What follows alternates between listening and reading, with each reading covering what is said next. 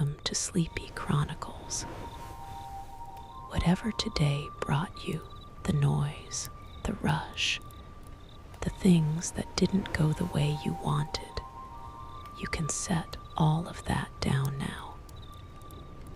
Lie back. Put your headphones in. Let your shoulders drop and your jaw unclench. This is your time, and there is nowhere else you need to be. If you enjoy what we do here, quiet voices, slow history, and the kind of stories that make your eyelids feel heavier with each sentence, please take a moment to like this video and subscribe. It costs nothing and means quite a lot. And let us know in the comments where in the world you're listening from. We read every single one. Tonight we are going to London. 1887. You are wealthy. The money is real. The address is right. And the invitation in your hand is printed on paper so thick it almost feels like a warning. So get comfortable. We'll take it from here. The carriage stops on a street that smells of coal smoke and roses.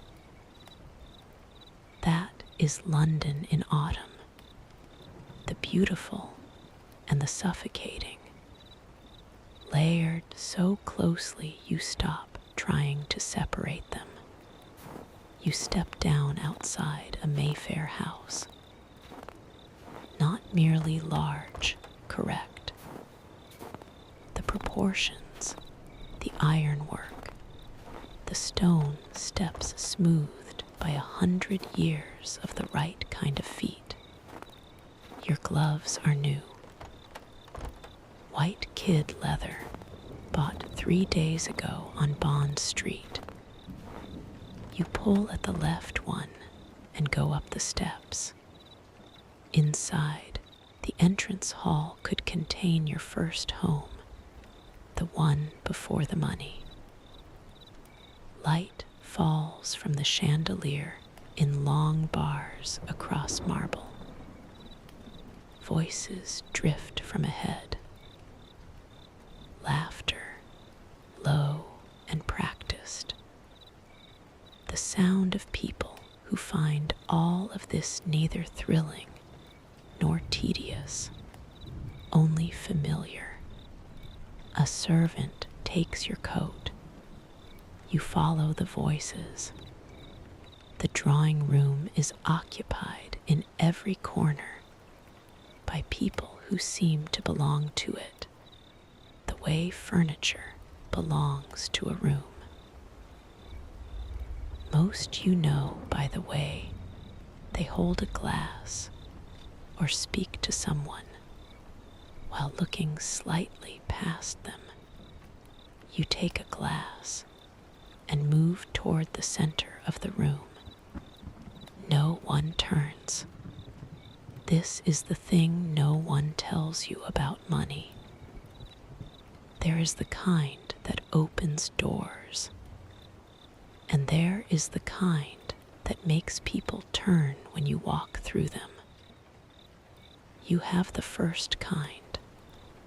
The number is correct. The house, the carriage, the gloves, all correct. And still, no one turns.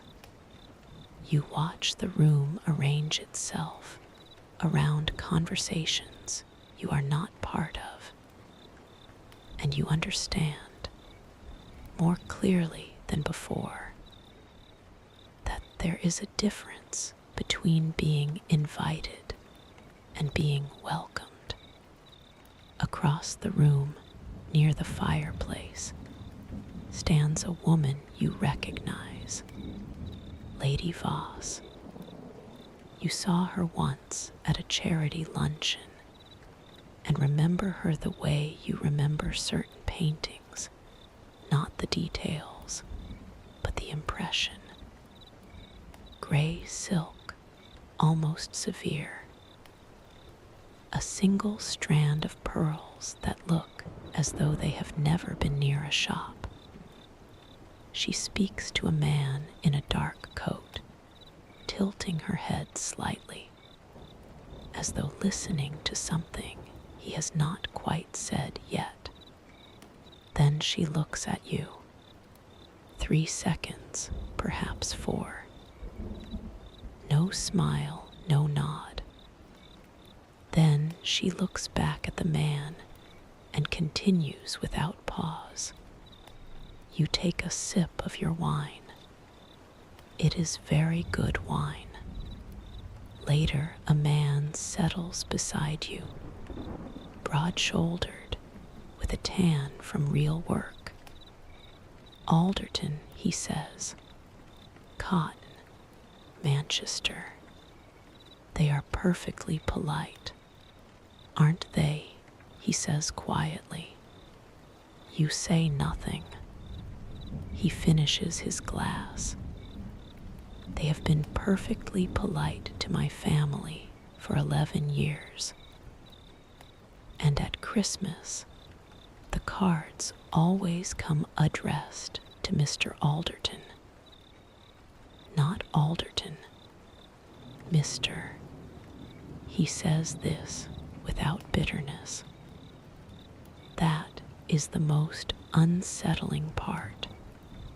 You watch him walk back into the room and feel something shift in your chest. The way a floorboard shifts when you step on the wrong part of it. Near midnight, you find your gloves on a silver tray by the entrance. Left first, then right. You go down the steps and wait. The street is quiet. The coal smoke is still there, but the roses are gone. A door closes down the block. Then only a horse on the cobblestones and the low creak of a wheel. You did nothing wrong tonight.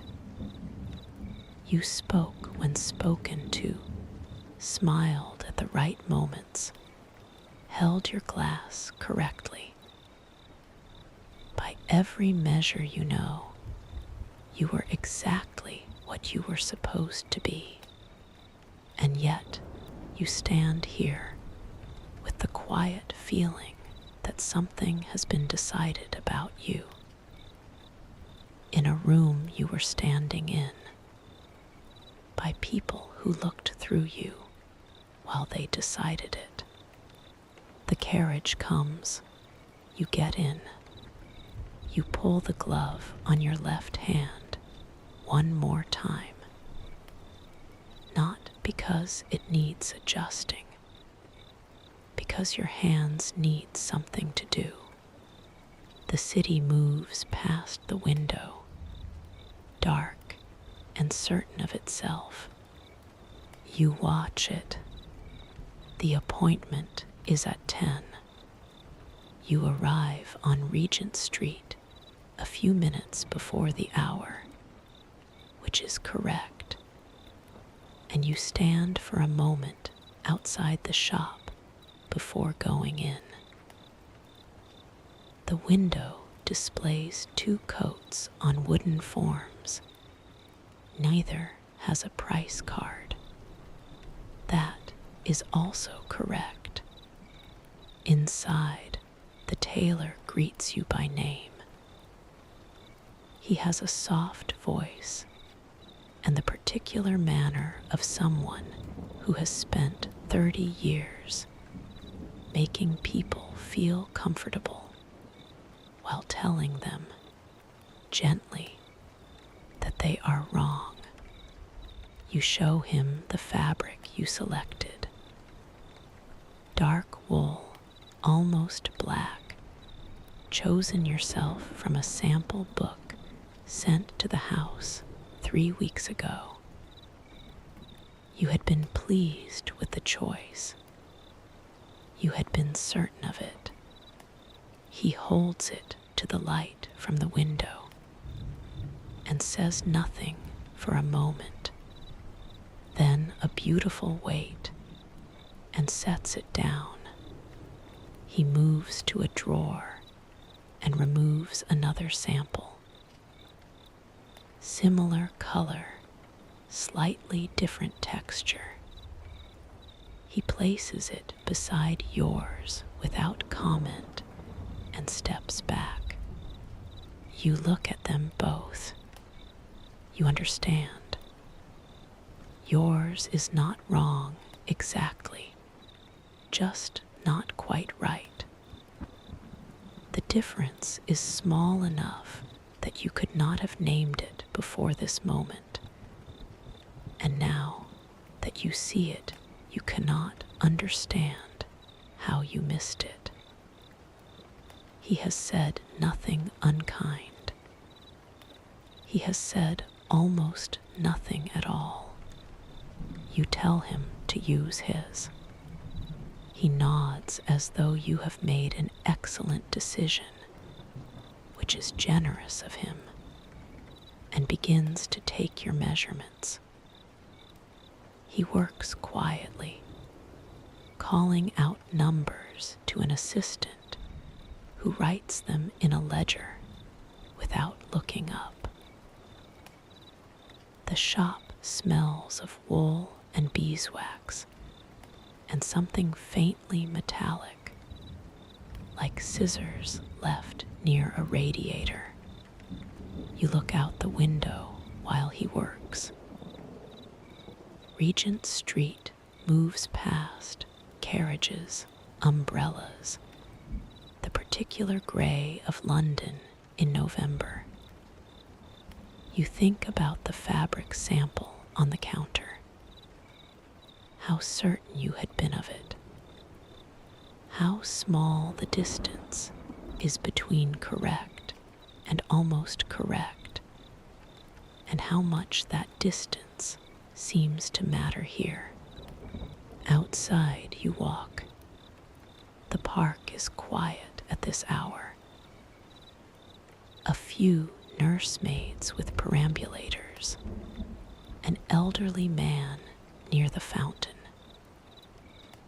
You find a bench and sit, which is perhaps not the most correct thing for a woman of your position, alone in November, but you sit anyway. You think about what Alderton said, Mr. The way he said it without bitterness, which was the part that stayed. Bitterness has a shape you can identify and account for. What he had was something older, something handled so many times it had gone smooth. You wonder how long it takes. You are still sitting there when you hear your name. A woman from the Hartley dinner. She stops with the warmth of someone genuinely pleased, which makes what follows worse. She introduces you to her companion, gets your name right, then adds, "She was at the Whitmore evening last spring." You were not at the Whitmore evening. You were invited. The card came, thick paper, correct in every way. But there was a conflict, and you sent your regrets. You do not correct her. She doesn't notice. She is already moving on, and you make the right sounds. And then she is gone, and you are standing on the path with the stillness of someone who has just been placed somewhere they have never been. It is such a small thing. She meant no harm.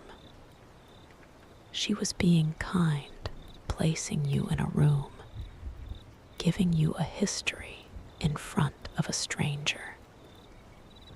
She simply reached for the nearest version of you and used it. You stand up and walk toward the gate. Lady Voss is there, stepping down from a carriage stopped on the street beside it.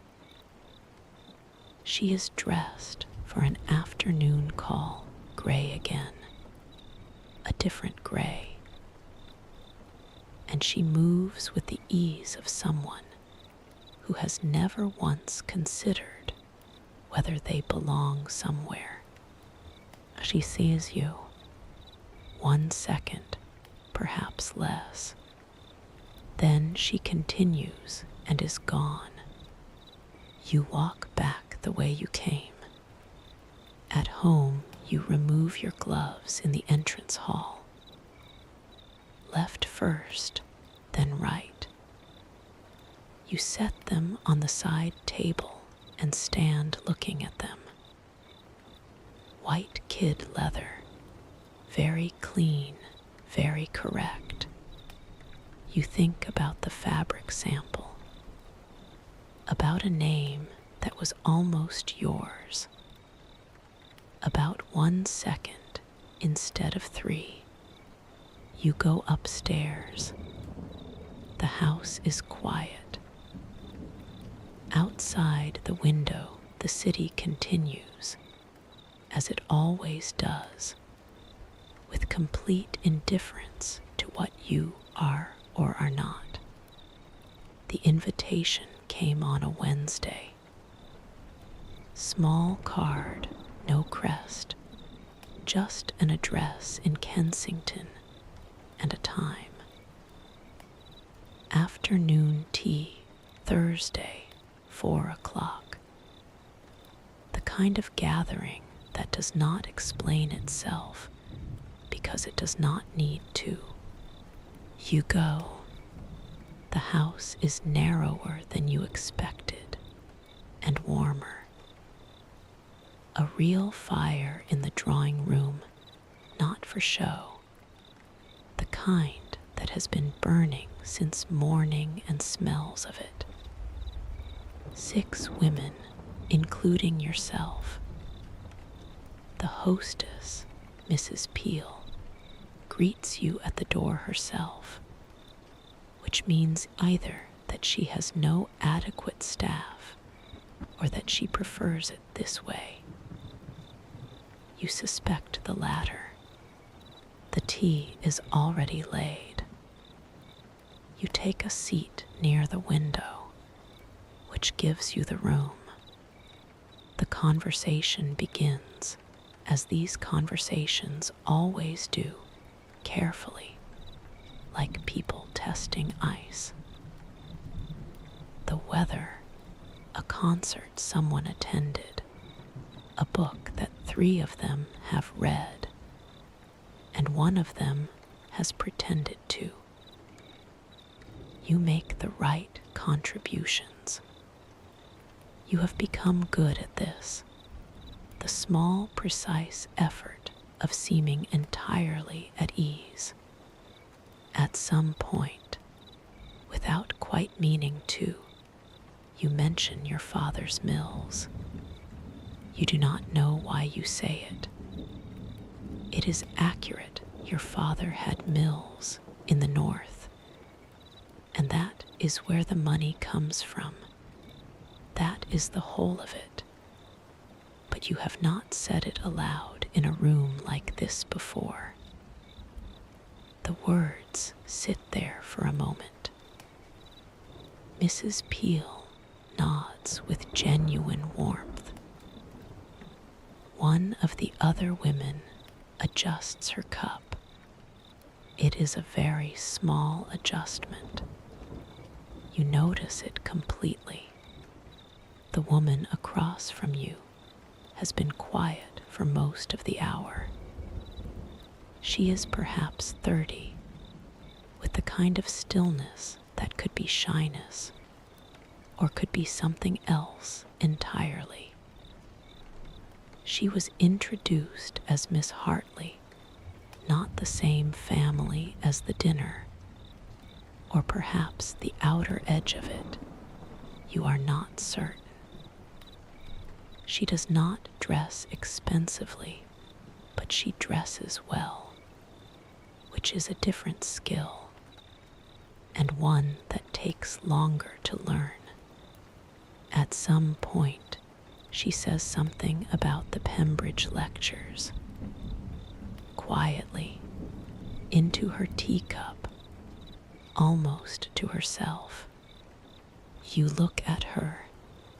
She looks back, steady, not challenging, not warm, simply present. You ask her if she has attended.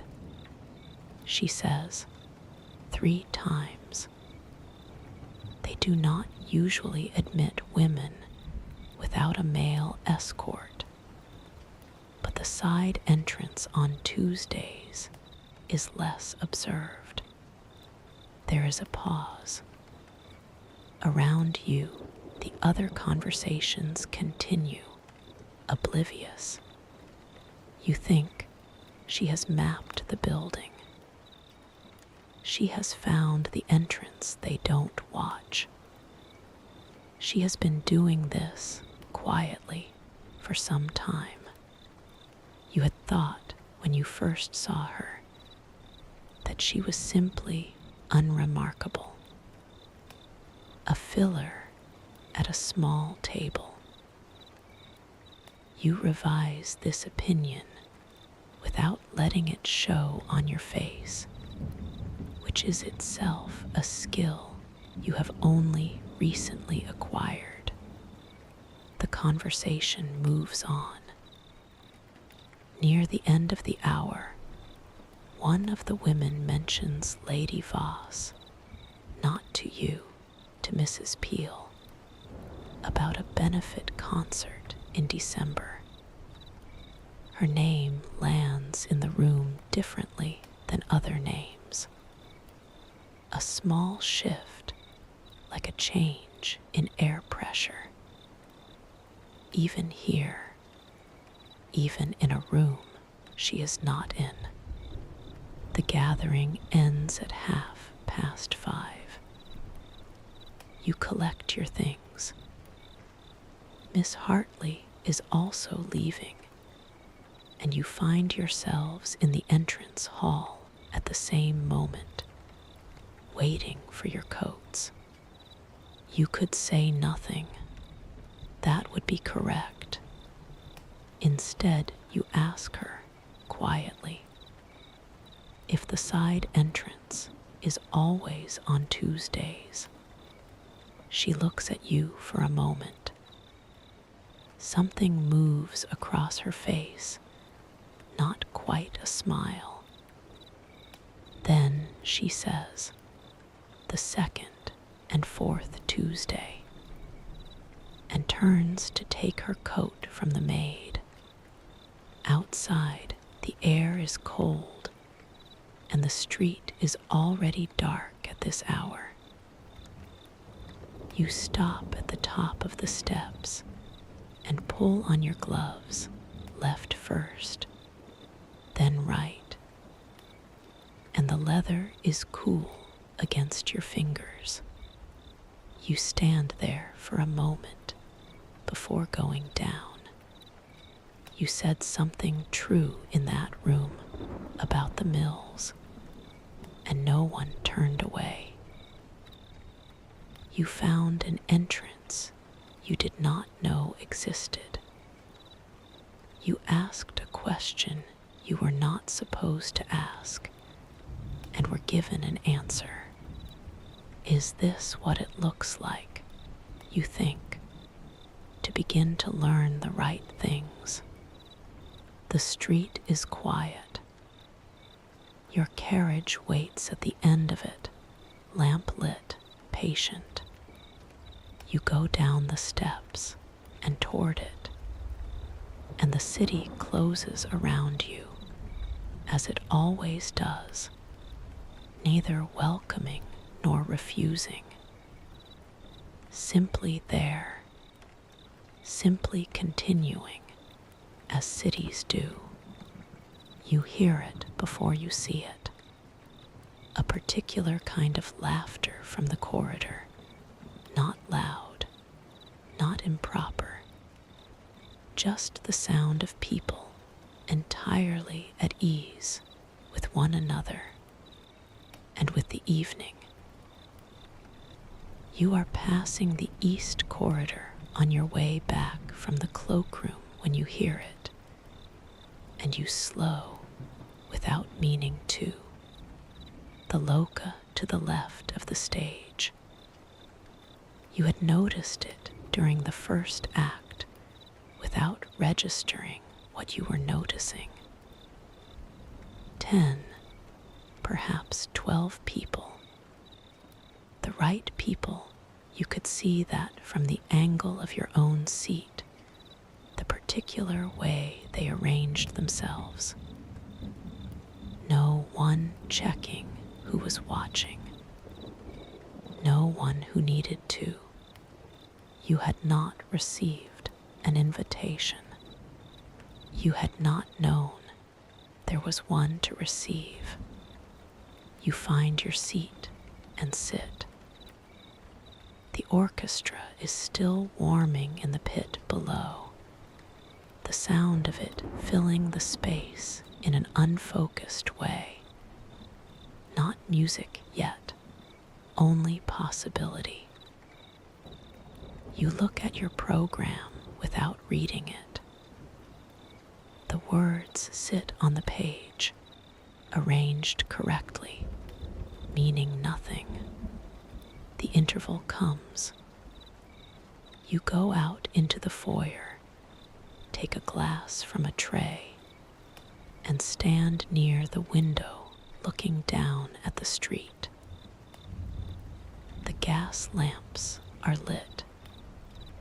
It has begun to rain very lightly, the kind that is more atmosphere than weather.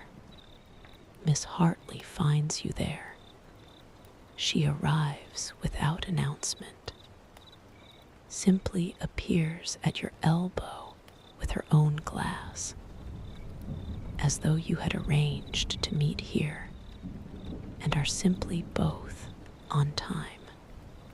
You say, "I didn't know you attended." She says, "I don't usually. A friend lent me the ticket." She pauses. "I came once before, years ago. Standing room at the back.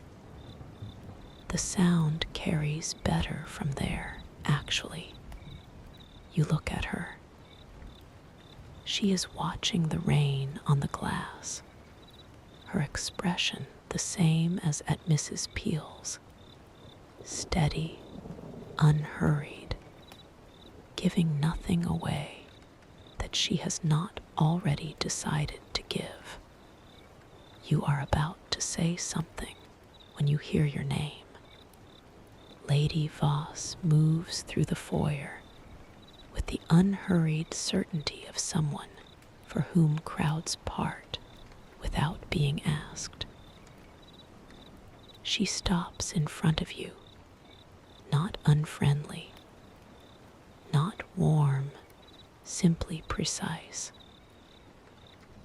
A face that has decided exactly how much to offer and offers exactly that.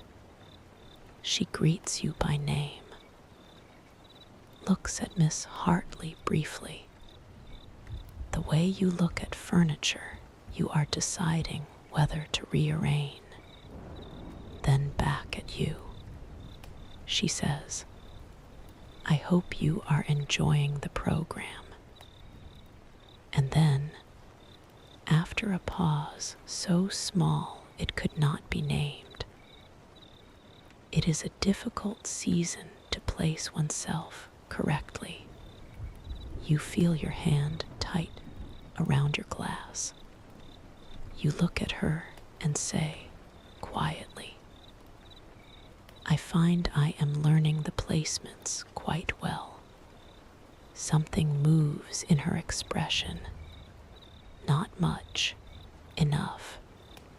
She says, how industrious, and moves away back into the crowd as unhurried as she came. Beside you, Miss Hartley says nothing. She takes a sip of her drink.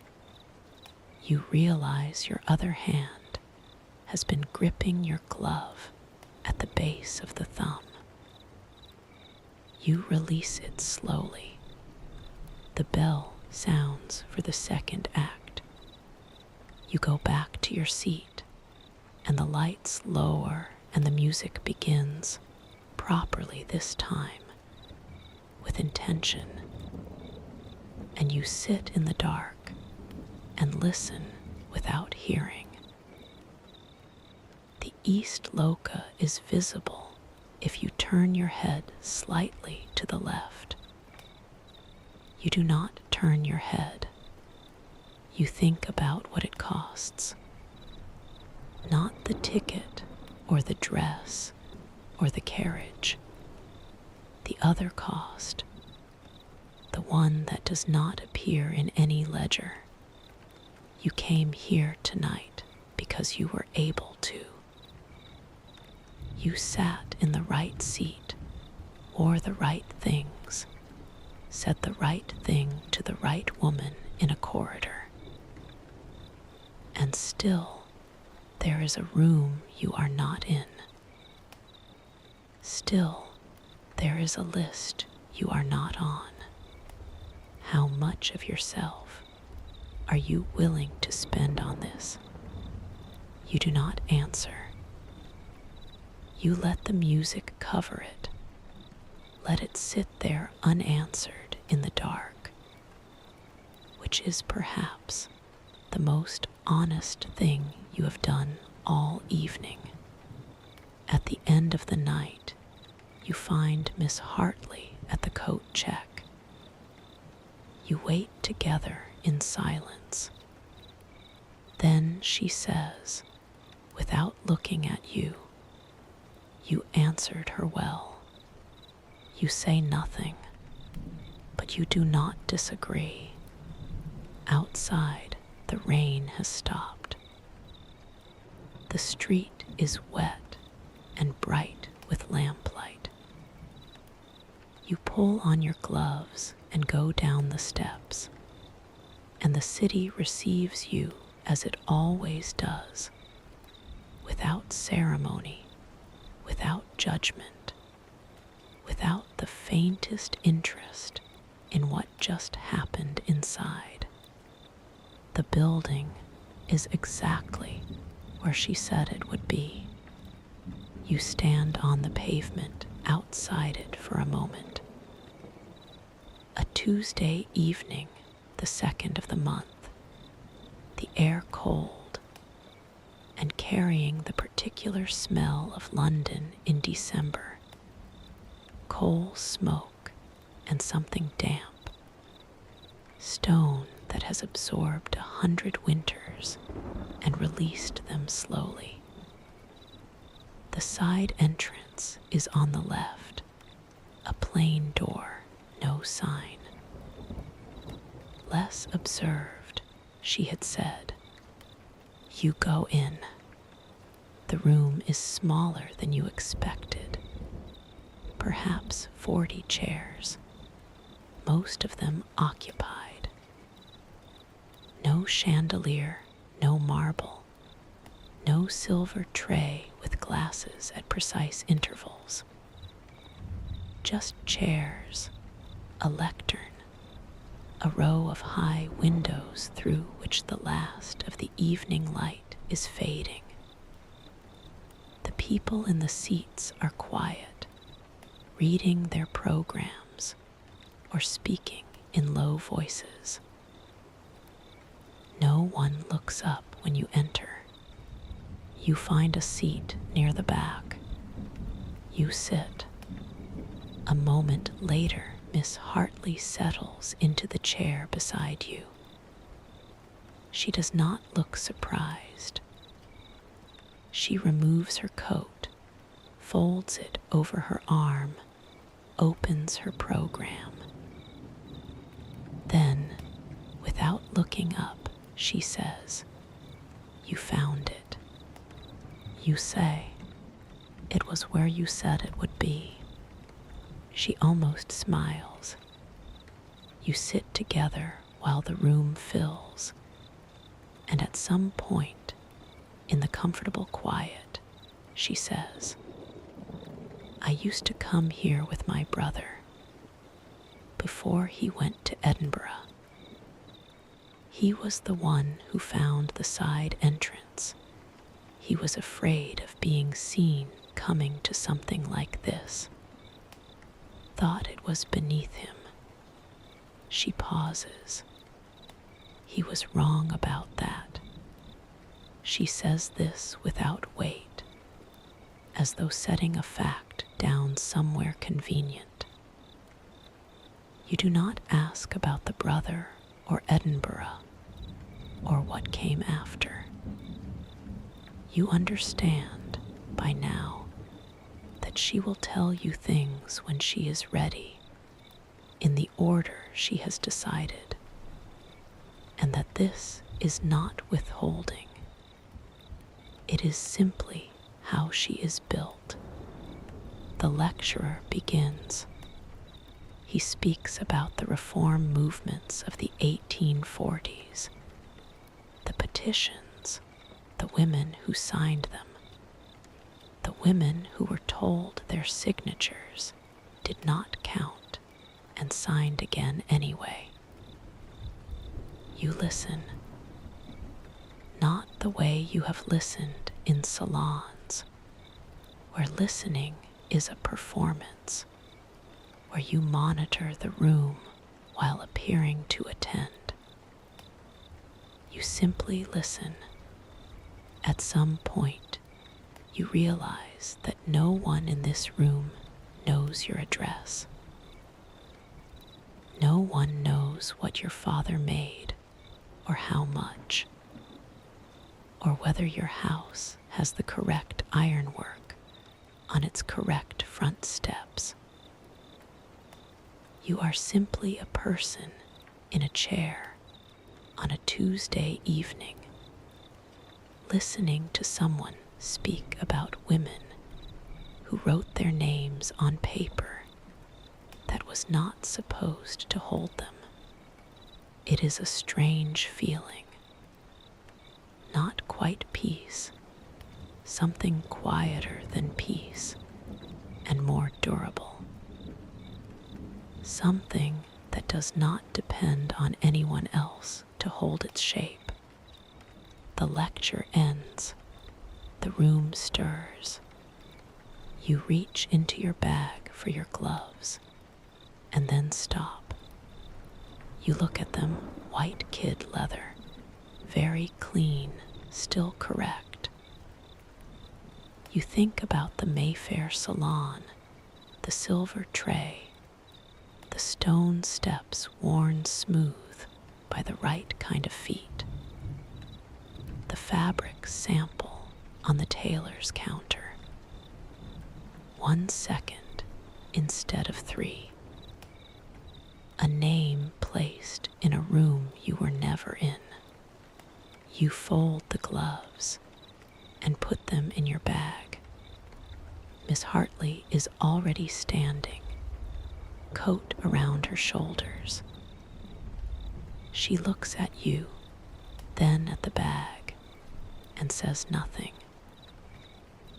But something in her expression settles, the way a room settles when a window is finally opened. Outside, the street is quiet. The lamps are lit. The cold is clean and honest, the kind that asks nothing of you. She pulls her coat closer and says, "The fourth Tuesday is the better lecture, usually." You stand there in the lamplight and feel something you have not felt since you cannot remember, when not triumph, not relief, but something simpler. The stillness of a person who has, for one evening, stopped performing the fact of their own existence. You say, "I'll come back." She nods, as though she already knew. You begin to walk. The city opens around you, the familiar streets, the coal smoke, the sound of a horse somewhere in the dark. London, which has asked nothing of you and given you nothing freely, and which you have begun, in your own quiet way, to learn. Let that be enough for tonight. Let your shoulders drop and your breathing slow. Let the lamplight and the cold air carry you gently out of the evening, out of the week, out of whatever has been waiting on the other side of sleep. You came here with your gloves on and your guard up, and somewhere between a side entrance and a chair in a half-lit room, you set something down that you did not know you were carrying. That is no small thing. Let your eyes close. Let the story settle the way a room settles at the end of a long day, not emptied, just quieter. The fourth Tuesday will come. There will be other rooms, other entrances that ask less of you than this one did. But for now, there is only this, the dark and the quiet, and the knowledge that you went in through the right door tonight, that it was exactly where she said it would be. If this story found you, if the quiet of it, the slowness, the simple act of a person learning to take up space on their own terms, if any of that reached you, please take a moment to like this video and subscribe to Sleepy Chronicles. It costs nothing, and it means we can keep making these, the slow ones, the careful ones, built for exactly this hour. Good night.